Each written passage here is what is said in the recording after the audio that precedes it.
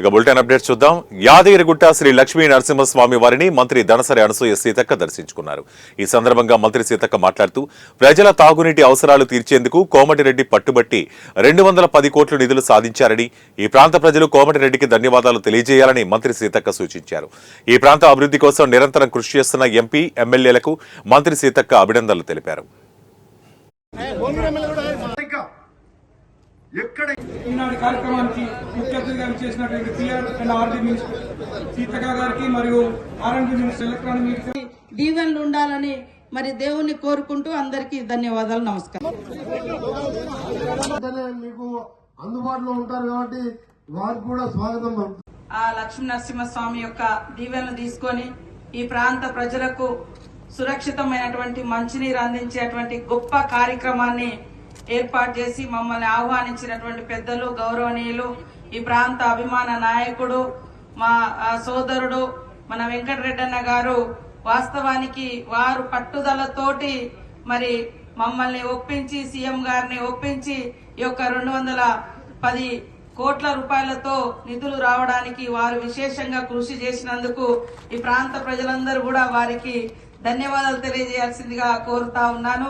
అదే విధంగా సభా అధ్యక్షుడు సోదరుడు 16 కిలోమీటర్లు 526 గ్రామాలు 3 నియోజకవర్గాలకు సురక్షితమైనటువంటి మంచినీరు అందించాలన్నటువంటి లక్ష్యంతో దీంట్లో ప్రధానంగా మరి వెంకటరమణ గారు ఎప్పటికప్పుడు వాస్తవానికి అటు ముఖ్యమంత్రి గారిని, ఇటు నన్ను, ఇటు ఈఎన్సీ గారిని వెంటబడి ఫాలో అప్ చేసి ఈ యొక్క కార్యక్రమాన్ని మొన్ననే వాస్తవానికి సీఎం గారి యొక్క బర్త్డే సందర్భంగానే అది ఓపెన్ కావాల్సింది ఉండే.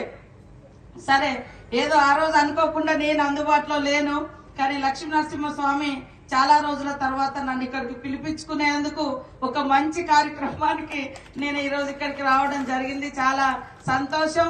అదే విధంగా ఇందాక వెంకటరెడ్డి అన్న గాని, అదే విధంగా 2 ఎమ్మెల్యేలు గాని, ఎంపీ గారు చెప్పినట్టుగా తప్పకుండా మొన్న మేము అంటే మా శాఖ నుంచి 20 కోట్లు రిలీజ్ చేసినాం. దాంట్లో ఇంకా మిగతా పెండింగ్ ఏది ఉన్నాయో ఈ రోజు గాని రేపు గాని ఖచ్చితంగా మా ఈఎన్సీ గారిని పిలుచుకొని మన వెంకటరెడ్డి అన్నయ్య గారి కూడా ఉన్నాయి, అవి కూడా అన్ని క్లియర్ చేస్తామని తెలియజేస్తూ, నాకు కూడా మరి అన్నగారు చాలా పెద్ద ఎత్తున నిధులు ఇవ్వడం జరిగింది. కొండ అనేటువంటి ఊర్లో ఒకప్పుడు వరదలు వచ్చి టీఆర్ఎస్ గవర్నమెంట్ లో 9 మంది చనిపోయారు. అక్కడ బ్రిడ్జి కూడా కూలిపోతే వాళ్ళు కనీసం ₹1 కూడా ఇవ్వలేదు.